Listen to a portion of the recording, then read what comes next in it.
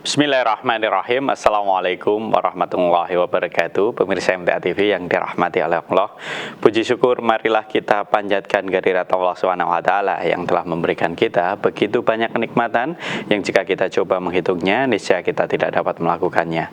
Salat salam marilah kita haturkan kepada junjungan kita Nabi Muhammad SAW. Kembali lagi menyapa aktivitas pagi Anda dalam program unggulan Fajar Hidayah bersama saya Fatih Hakil Muslim. Telah bergabung bersama kita melalui jaringan Zoom Ustadz yang akan mengampu Fajar Hidayah pada kesempatan pagi hari ini. Beliau adalah Ustadz Suprapto. Mari kita sapa beliau. Assalamualaikum Ustadz. Waalaikumsalam warahmatullahi wabarakatuh. Ya, kabar yang sehat pagi ini Ustadz G. Alhamdulillah sehat. Ya, semoga Ustadz selalu diberikan kesehatan oleh Allah Ustadz. Amin. Ya. Pelajaran kita pagi ini Ustadz, kita membahas tema tentang apa Ustadz? Jadi kita tetap istiqomah dengan jalur dakwah yang kita kerjakan di zaman yang sudah luar biasa penuh dengan tantangan ini. Iya, istiqomah dalam jalur dakwah. Baik pemirsa MTA TV yang dirahmati oleh Allah, kami mengundang Anda sekalian untuk bergabung bersama kami melalui line telepon di 02716793000 atau Anda dapat mengirimkan pertanyaan tertulis Anda melalui line SMS atau WA di 08112553000. Baik pemirsa MTA TV yang dirahmati oleh Allah, siapkan catatan dan mushaf Anda. Mari kita simak tausiah dari Ustadz Suprapto. Silakan Ustadz. Baik, bismillahirrahmanirrahim. Assalamualaikum warahmatullahi wabarakatuh.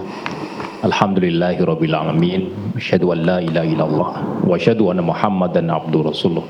Allahumma shalli ala Muhammad wa ala alihi washabihi ajmain amma ba'd.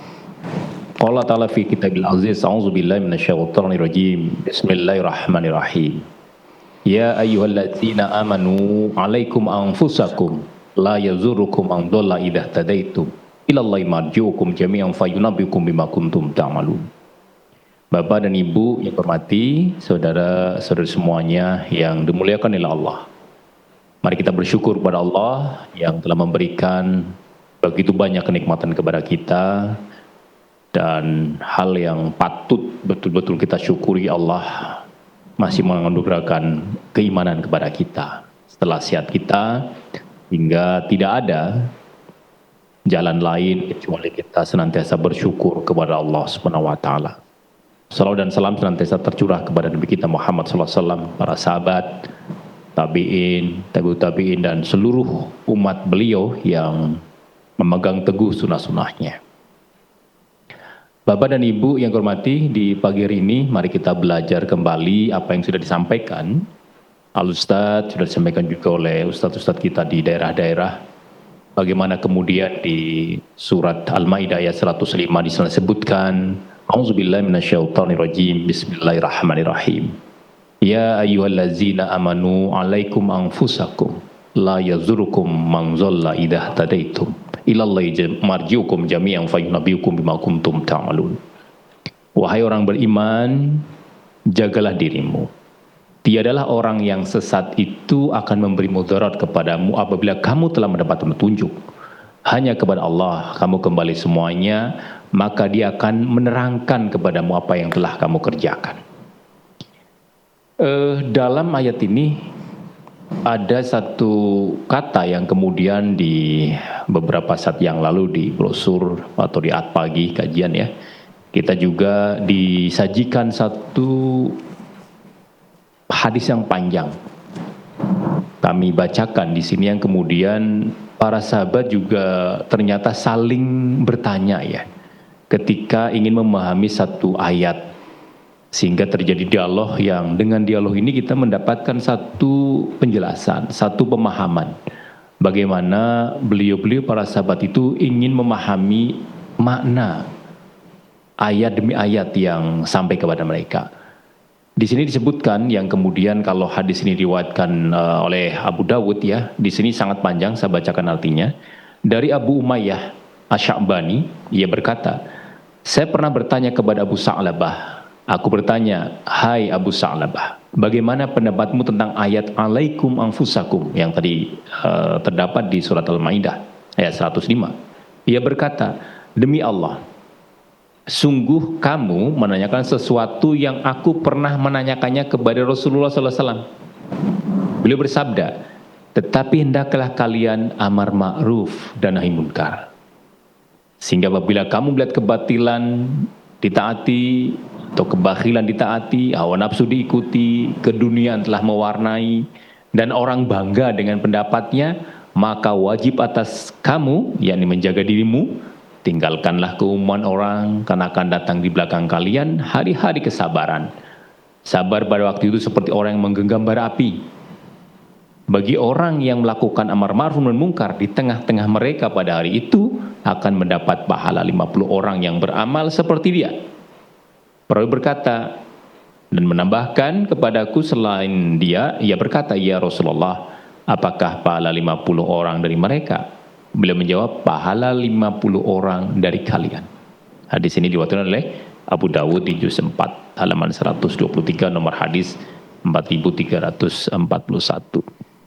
Bapak dan Ibu, betapa kemudian ayat ini dipahami sebagian sahabat ketika alaikum anfusakum, jagalah diri kamu, seolah-olah kita itu sudah sangat personal ya, sangat individual. Sudah pokoknya kamu jaga diri kamu sendiri begitu. Ternyata ketika ini ditanyakan dan juga ditanyakan kepada Rasulullah, tetapi kamu amar ma'ruf nahi munkar. Artinya apa? Ketika pribadi-pribadi kita sudah siap, sudah beriman, maka kita jaga diri kita dulu ya, baru kemudian kita apa? Amar ma'ruf nahi munkar. Sehingga jangan sampai salah memahami ayat ini seolah-olah cukup urus diri sendiri. Tidak perlu amar ma'ruf nahi munkar. Tidak memerlukan amar ma'ruf nahi munkar. Ya, menyuruh yang baik, mencegah yang mungkar, seakan-akan begitu. Maka hadis ini yang panjang tadi yang dari Abu Dawud ini memberikan satu penjelasan atau bayan dari Rasulullah bahwa ayat ini jangan disalahgunakan gitu. Seakan-akan kita menjadi pribadi-pribadi yang tidak melihat kondisi umat. Sehingga amar ma'ruf ini tetap wajib. Tetapi hendaklah kalian amar ma'ruf nahi munkar. Ini kan menegaskan bahwa 105 Al-Maidah ini bukan penghapusan kewajiban dakwah. Selama masih ada kemampuan dan peluang, tentu dakwah ini ya, amar ma'ruf nahi munkar ini tetap wajib sih. Sehingga kan kita bisa bawa ya, ada ayat juga misalnya 110 surat Al-Imran misalnya, di sana disebutkan kuntum khairu ummah ukhrijat linnas ta'muruna bil ma'ruf wa tanhauna 'anil munkar. Karena kalian sebaik-baik umat ketika kalian keluar kepada manusia, kepada masyarakat untuk apa? Mengajak mereka, menyuruh mereka berbuat baik dan mencegah mereka dari perbuatan-perbuatan mungkar. Ini yang luar biasa ya, artinya bahwa para sahabat itu ketika mendengar atau mendapatkan ayat ingin memahami dengan paham yang sebagaimana Rasulullah berikan pemahaman itu. Oleh karena itu kita sekarang ya bersyukur sekali di majelis kita ini bagaimana kemudian suasana dakwah di tengah masyarakat yang mungkin sudah mulai acuh dengan dakwah ini. Dengan mereka memberikan satu gambaran-gambaran masyarakat secara umum, di mana apa? Suhamuta, di sini kebakhilan ditaati gitu. Sehingga ekonomi, harta, kepentingan pribadi itu mengalahkan kebenaran gitu. Ini tanda-tanda kerusakan sosial pada akhir zaman. Yang tadi disebutkan di hadis tadi gitu. Maka ketika ada kebakhilan ditaati atau al-hawa mutabbi' ya, atau hawa nafsu yang diikuti itu. Hawa yang kemudian mutabba' itu kan hawa nafsu yang kemudian diikuti, emosi, selera, ego atas diri ini menjadi di atas wahyu gitu. Dunia mutharoh misalnya, dunia yang kemudian diutamakan, ada praksi pragmatis ya, kemudian orientasinya kepada materi, jabatan dan sebagainya. Kemudian i'jabun kulli biro'yi, tiap orang bangga dengan pendapatnya itu, sehingga anti nasihat itu, anti dakwah yang sampai kepada mereka, anti koreksi lah, senantiasa merasa benar sendiri. Ini kan kemudian kondisi-kondisi pada zaman ini gitu. Maka ketika suasana demikian, tetap kita teguh dengan keimanan kita, kita jauhi mereka. Tetapi kita berarti dalam posisi ini melihat strategi dakwah itu dengan orang-orang yang sudah kita lihat. Kalau dia mempunyai potensi untuk bisa berubah, kita dakwai. Kenapa? Karena kemudian kondisi yang sudah seperti ini bahkan dianggap sebagai ancaman ya, nasihat kan tidak diterima lagi gitu. Sehingga kita lihat misalnya di Al-Qasas 50 bahwa fa in lam tajibu laka fa'lam annama yattabi'una ahwa'ahum. Maka jika mereka tidak menjawab ya tantanganmu atau mungkin dakwahmu, ketahuilah bahwa mereka sesungguhnya hanyalah mengikuti hawa nafsu mereka. Artinya senantiasa bahwa dakwah ini dengan keimanan yang sudah kita yakini ini itu hal yang benar. Dalam kondisi apapun masyarakat kita harus senantiasa kita berikan pemahaman kepada mereka walaupun sangat sulit gitu. Sehingga mana alaikum anfusakum, jagalah diri kamu begitu ya. Ketika kondisi di atas terjadi itu, Rasul bersabda, maka wajib atas kamu menjaga dirimu dan tinggalkan kumpulan manusia. Umumnya manusia pada waktu itu atau saat sekarang lah ya, mereka sudah meninggalkan banyak kebenaran-kebenaran yang dari Al-Quran, As-Sunnah ini, mengikuti hawa nafsu mereka, merasa paling benar sendiri karena pandai berkata-kata dan sebagainya. Sehingga anti kritik dan anti dakwah ini, maka tetap alaikum anfusakum, tetap wajib menjaga diri kita sendiri dan meninggalkan kumpulan manusia itu dengan tetap apa? Melihat potensi-potensi dakwah yang bisa kita lakukan dan sampai kita meninggalkan itu. Sebagaimana perintah Rasulullah, akan tetapi kamu beramar ma'ruf nahi munkar. Sehingga ketika alaikum anfusakum bukan perintah yang pasif atau bersifat individu gitu, melainkan fokus pada keselamatan iman kita dulu. Bagaimana kita akan mengajak orang, akan menasihati orang ketika iman kita sendiri tidak kita jaga dalam kondisi yang sudah sangat parah di lingkungan kita gitu. Ketika dosa sudah normal gitu ya. Ketika berdusta, ketika berkhianat, ketika curang itu hal yang biasa di masyarakat kita, kita harus tetap menjaga bahwa itu tidak benar dengan keimanan kita gitu. Dan kita senantiasa mencoba untuk memberikan pelajaran pada mereka bahwa itu hal yang kurang pas secara fitrah kita sebagai manusia juga bertentangan gitu.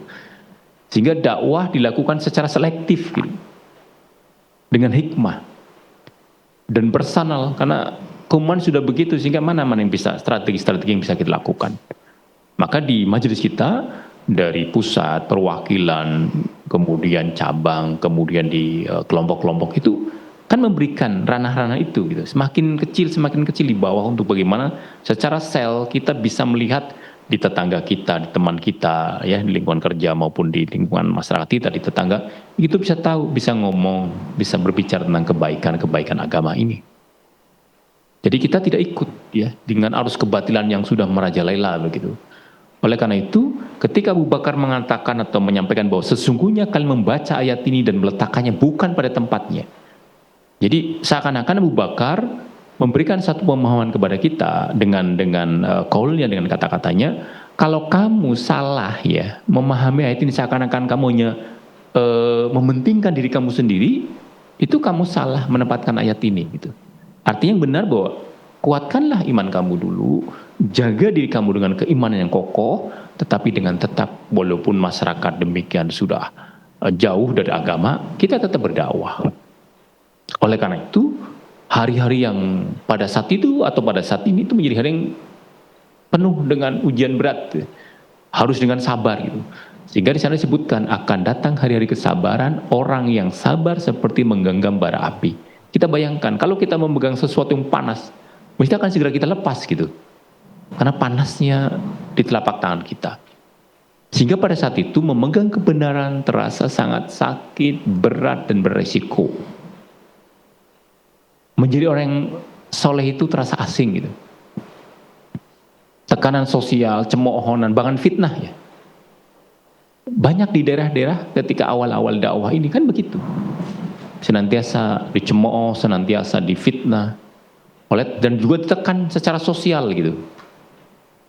Kenapa? Ya'ti 'alan nas zamanun as-sabiru fihim akan datang suatu masa di mana kemudian orang yang sabar itu dalam agamanya itu kalau qabidi alal jamri seperti memegang bara api. Kan luar biasa itu. Sehingga kita harus tetap berpegang teguh kepada agama yang di masa penuh fitnah. Kita harus tetap istiqomah menghadapi tekanan, cibiran dan ujian dari lingkungan kita. Tetapi kesabaran dan keteguhan iman pada masa itu seperti memiliki keutamaan yang besar di sisi Allah. Sehingga keutamaan yang luar biasa itu pahalanya seperti 50 sahabat gitu. Baginya pahala 50 orang dari kalian loh para sahabat. Bukan karena amal yang besar, tetapi apa? Karena pada saat ini lingkungan sudah rusak, sedikit ya pendukung kebenaran, sehingga besar resiko kita untuk istiqamah. Tetapi kita harus tahu bahwa tuba lil ghuraba, beruntunglah orang-orang yang asing, sehingga kita bisa memberikan satu kesimpulan kecil di apa yang kita pelajari di pagi hari ini, bahwa kebenaran selama masih didengar maka amar ma'ruf nahi munkar ini terbuka lebar gitu. Harus kita kelola dengan baik dakwah ini.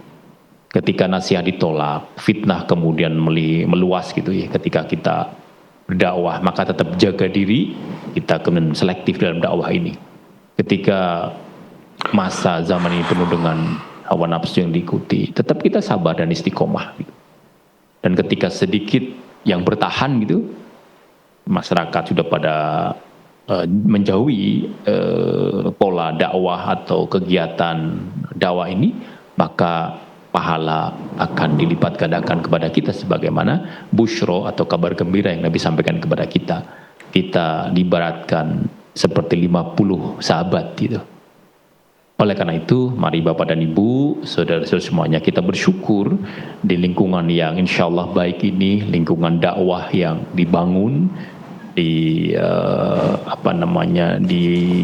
dijaga oleh seluruh warga MTA, bahwa majelis kita insya Allah tetap teguh dalam pendirian sebagai lembaga dakwah dan pendidikan untuk mengajak umat kembali kepada Al-Quran dan Sunnah. Kenapa? Wasbir wa ma sabruka illa billah.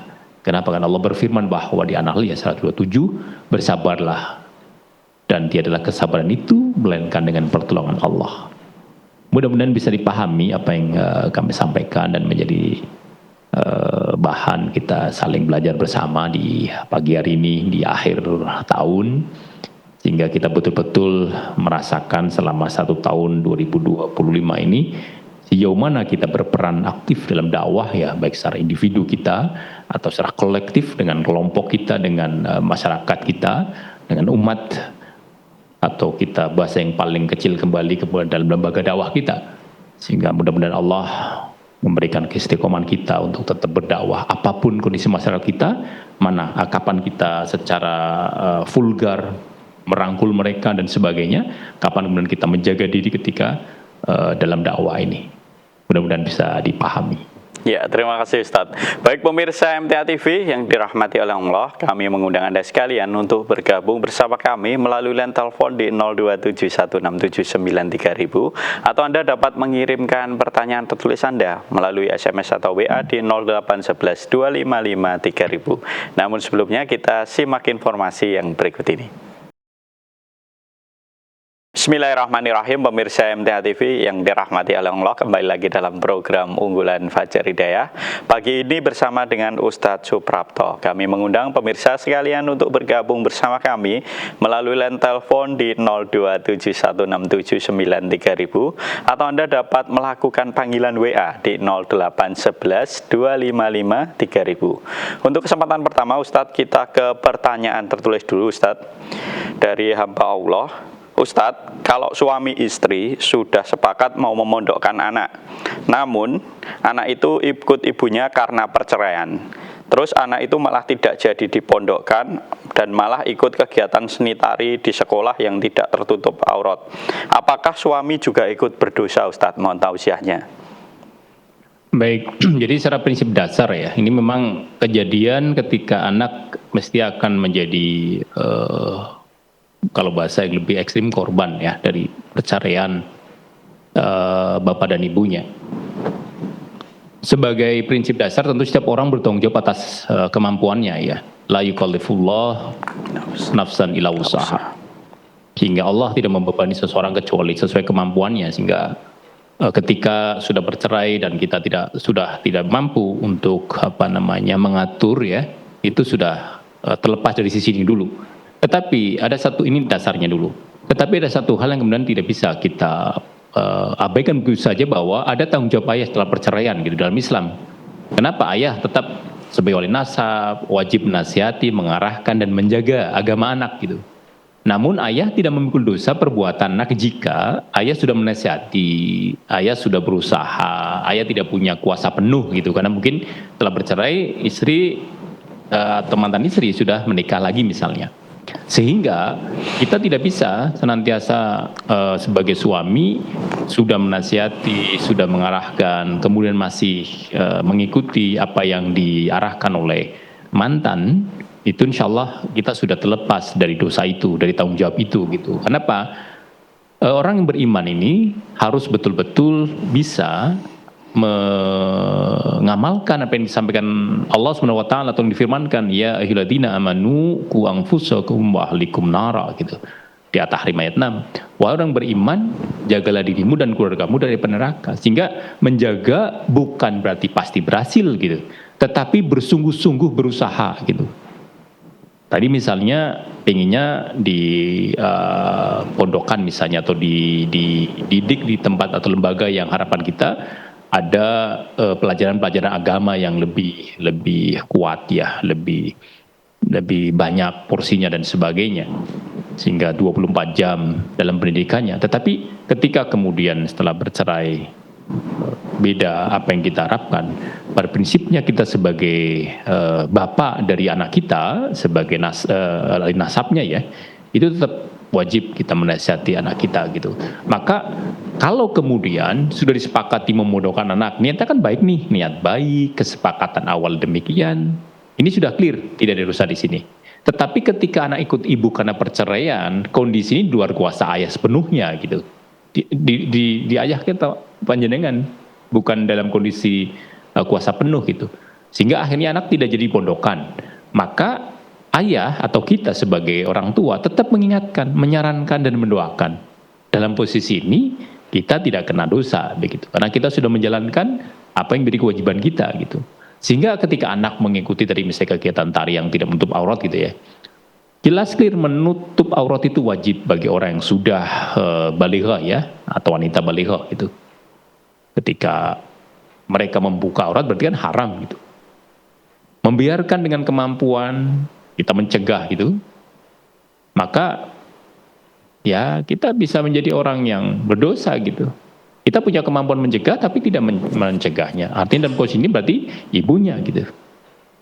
Sehingga kita jangan sampai ketika ayah sudah melarang, sudah menjelaskan dalil, sudah menyampaikan keberatan terkait dengan sendra tari yang kemudian membuka auratnya begitu, kemudian tidak didengar dan tidak kuasa penuh itu, maka insya Allah dosa tidak ditanggung oleh ayah gitu.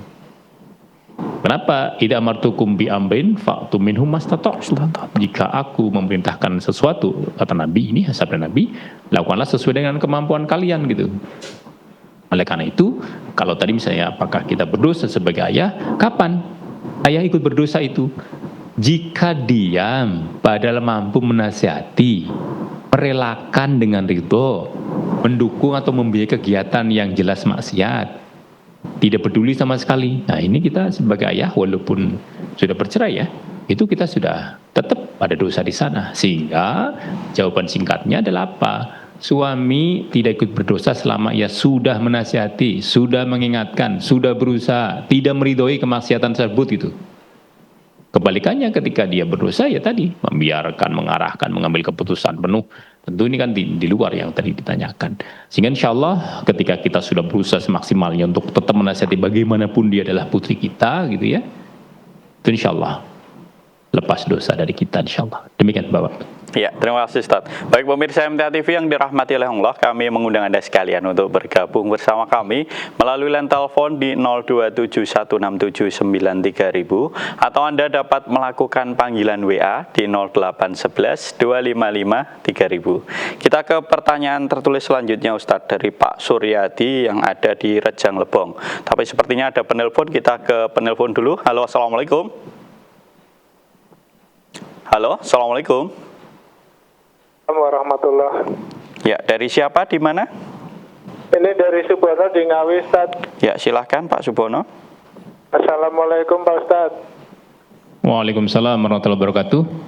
Ini yang saya mau tanyakan, anak-anak yang membiarkan orang tuanya dalam kemusyrikan, membuat sesajen atau dan Kecil sekali lain-lain. suaranya ya. Apakah itu termasuk durhaka Pak Ustaz?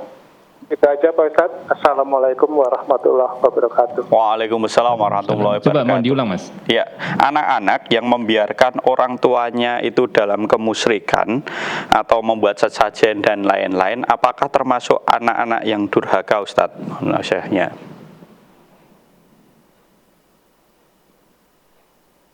Anak ya, Ya, punya tanggung jawab berbakti kepada orang tua. Kalau kita melihat misalnya para nabi gitu, kita sangat spesial misalnya di Nabi Ibrahim lah ya. Ketika disuruh oleh ayahnya itu untuk menjualkan patung gitu. Nabi Ibrahim dalam konteks sebagai anak taat saja pada ayahnya gitu. Tapi ketika dalam prosesnya ya mungkin membawanya aja tidak dengan baik gitu ya. Kemudian menawarkannya juga tidak dengan sungguh-sungguh sehingga tidak laku gitu.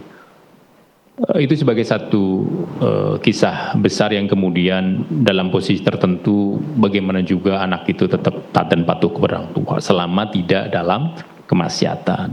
Nah sekarang ketika membiarkan orang tua kita itu melakukan hal-hal yang melanggar agama gitu, terutama dari masalah tauhid ya, sesaji dan sebagainya.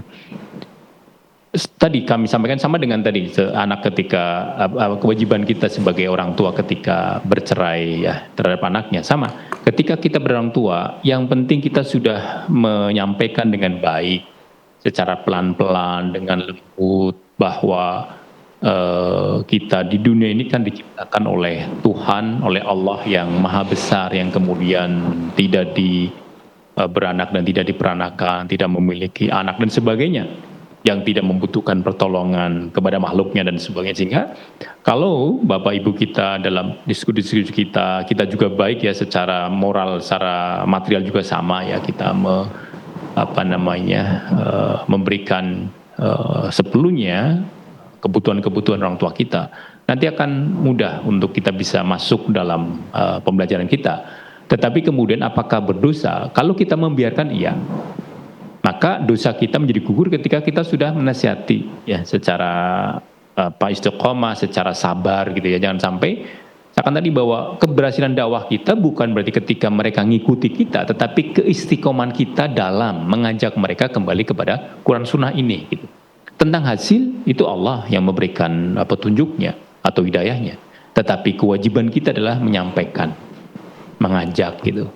Sehingga itu yang bisa kita lakukan. Insya Allah ketika kita memiliki azam yang kuat untuk senantiasa membersamai orang tua kita, mengajak ke orang tua kita kepada satu akidah dengan kita bahwa la ilaha illallah Muhammadur Rasulullah, maka ini menjadi goal kita.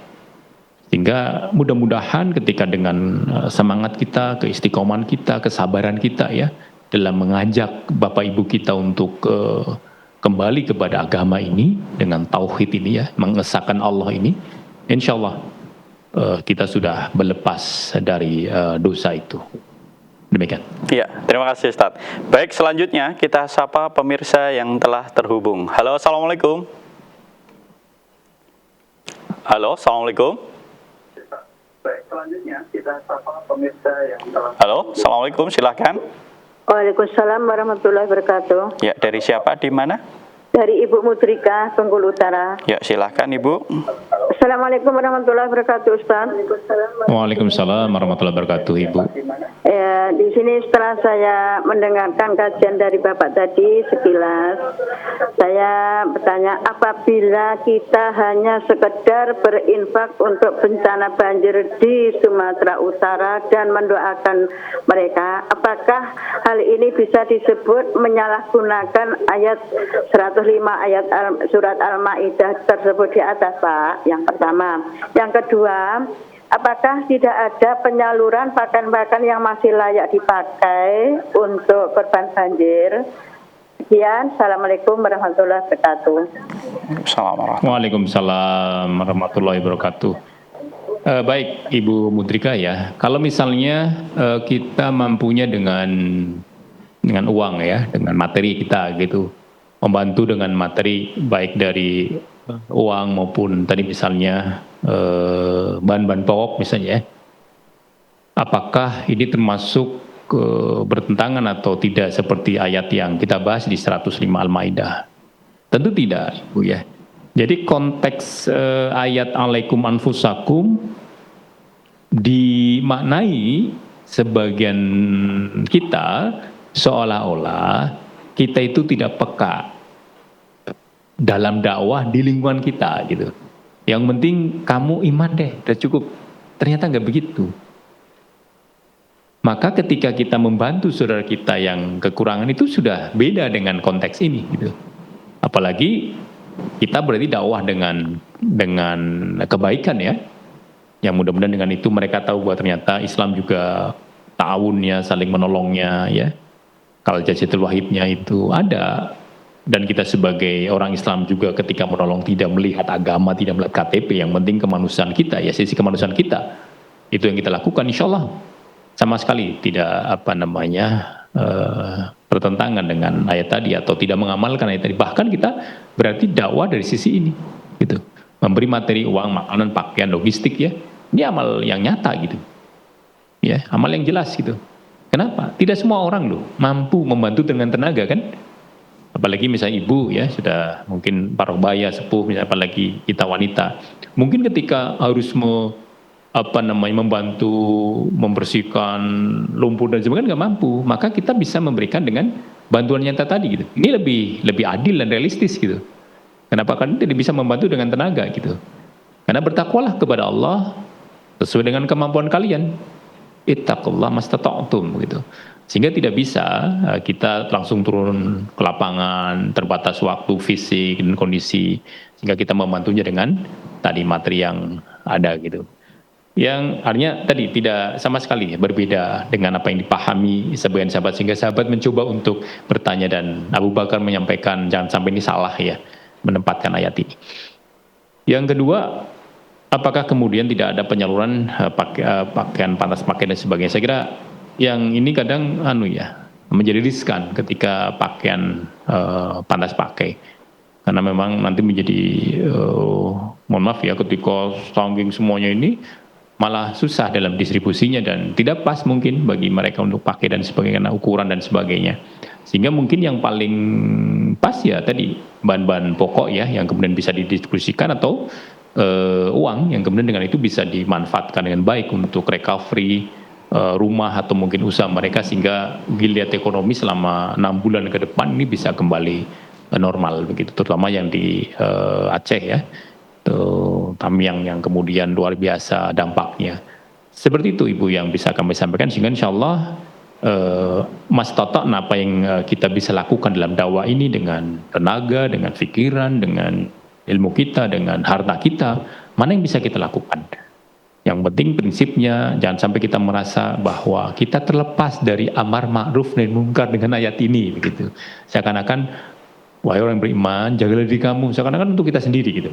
Sementara ada ayat lagi kuntum berumah, ada lagi juga ku anfusakum walikum nara. Banyak hal gitu yang kemudian Islam ini harus kita dakwahkan dengan berbagai cara-cara yang baik yang dituntun oleh Nabi kita Muhammad SAW dan tentu atas bimbingan dari Allah Subhanahu wa taala. Demikian Ibu. Ya, terima kasih Ustadz. Kita ke pertanyaan tertulis Ustadz dari Pak Suryadi di Rejang Lebong. Apakah kita termasuk orang yang menutupi kebenaran apabila melihat seorang berbuat salah dalam perbuatan ibadah? Karena saudara saya baru saja pulang umroh. Dia berkata, selama umroh dia umrohkan juga ibu kami Ustadz yang sudah meninggal. Menurut saya ini tidak benar. Lantas apa yang harus saya lakukan? Mohon penjelasannya Ustadz.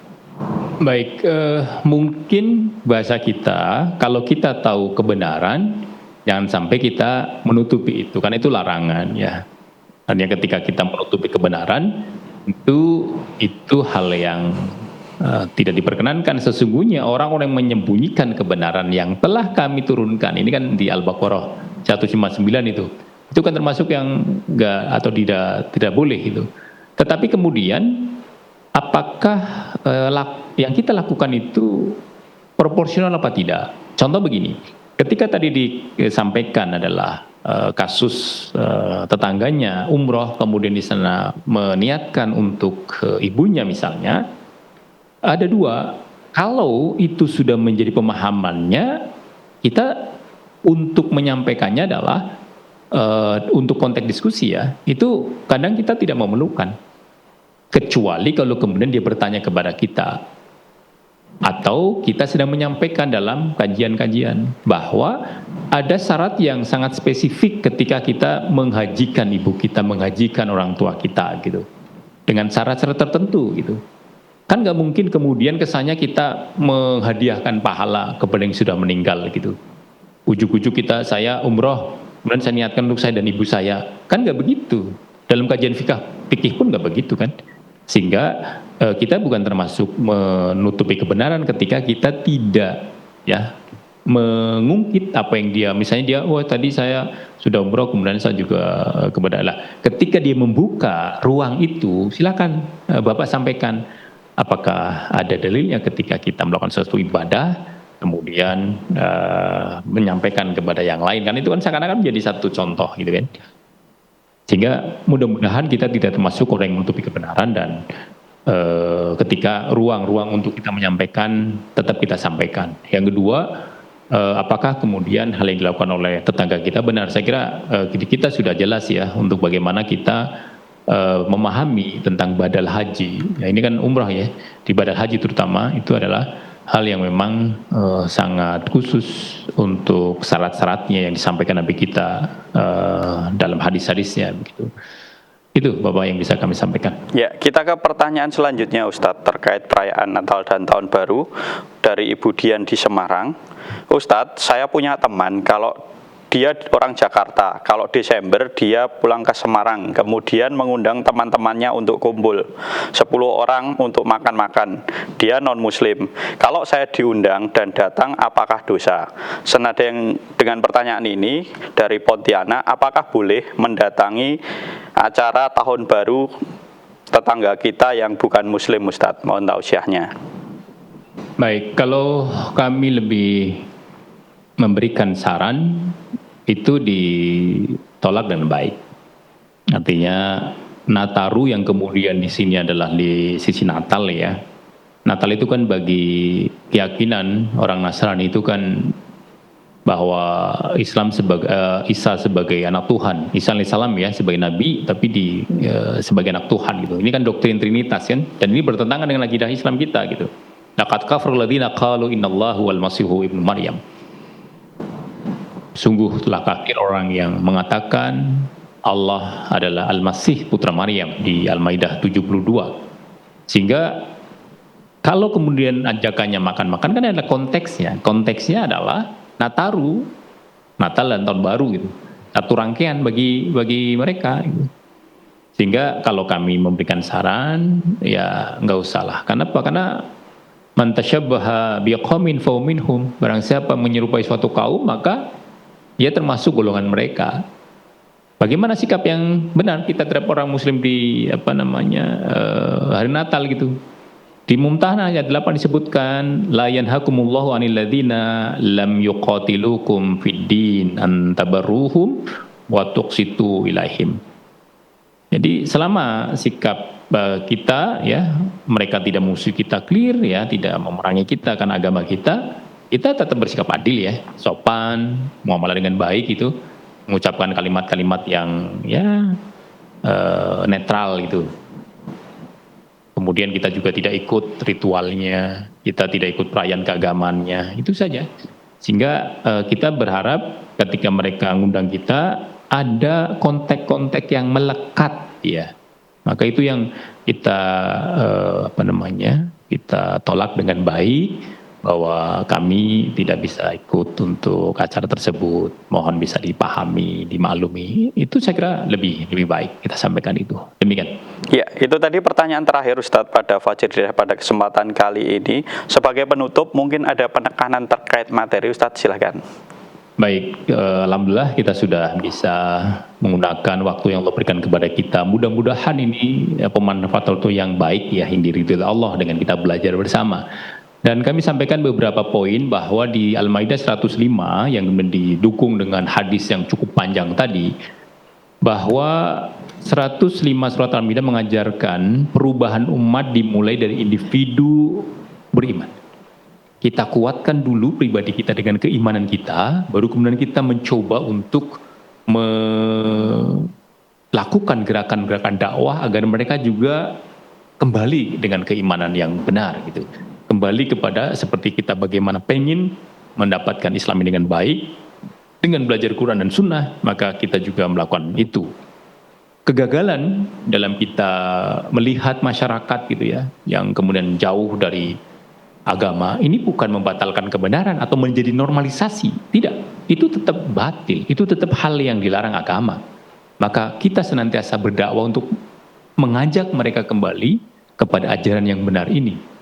Sehingga keistiqomahan, walaupun kita minoritas ya, adalah modal dalam sejarah perubahan gerakan Islam sejati gitu. Artinya gerakan Islam yang laten, senantiasa ada pergerakan untuk dakwah. Kenapa? Karena gerakan Islam kita ini, gerakan dakwah kita ini, itu tidak tumbuh dari keramaian gitu. Orang senantiasa banyak, enggak.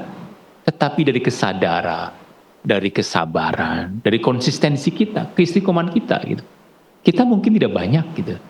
Tetapi ketika kita memegang agama kita dengan baik, dengan benar, dengan sekuat tenaga, dan kita mengamalkan dengan baik, sesuai dengan Quran Sunnah, itulah kemudian keberhasilan dakwah Islam yang sebenarnya. Bukan dalam senantiasa hidup pikuk yang kemudian ternyata di dalamnya banyak nilai-nilai yang terlanggar gitu. Sehingga kita bersyukur kepada Allah di penghujung tahun kita masih bisa belajar bersama, masih beribadah kepada Allah, masih tahu jalan pulang kita. Dan kita mudah-mudahan senantiasa dalam keistiqomahan sampai nanti kemudian Allah menjemput kita. Mudah-mudahan apa yang kami sampaikan bisa dipahami, bisa sama-sama kita tularkan kepada sanak kerabat kita, sehingga semuanya dalam keluarga besar kita itu bisa senantiasa memegang teguh agama ini dengan keistiqomahan. Dan kami senantiasa mengingatkan, berdoalah kita senantiasa untuk Allah panggil kita dalam husnul khotimah, sehingga akhiru kalam kita adalah la ilaha illallah. Demikian, mudah-mudahan bisa dipahami. Assalamualaikum warahmatullahi wabarakatuh. Waalaikumsalam warahmatullahi wabarakatuh. Terima kasih Ustadz atas tausiahnya pada kesempatan pagi hari ini. Semoga dapat menjadikan motivasi bagi kita semuanya untuk tetap selalu istiqomah dalam dakwah ini. Assalamualaikum warahmatullahi wabarakatuh. Waalaikumsalam. Ya, baik pemirsa MTA TV yang dirahmati oleh Allah, itu tadi program unggulan Fajar Hidayah pada kesempatan pagi hari ini bersama dengan Ustadz Suprapto. Kami mohon maaf untuk pemirsa, pertanyaan tertulis yang sudah Anda kirimkan belum bisa kami bacakan semua. Insya Allah akan dijawab di kajian-kajian mendatang. Jadi selalu simak kajian yang ada di MTA TV. Baik pemirsa MTA TV yang dirahmati oleh Allah, saya Fatih Akil Muslim bersarakan kru yang bertugas mohon undur diri. Alhamdulillahirabbil alamin. Subhanakallahumma wa bihamdika asyhadu an la ilaha illa anta astaghfiruka wa atubu ilaik. Wassalamualaikum warahmatullahi wabarakatuh.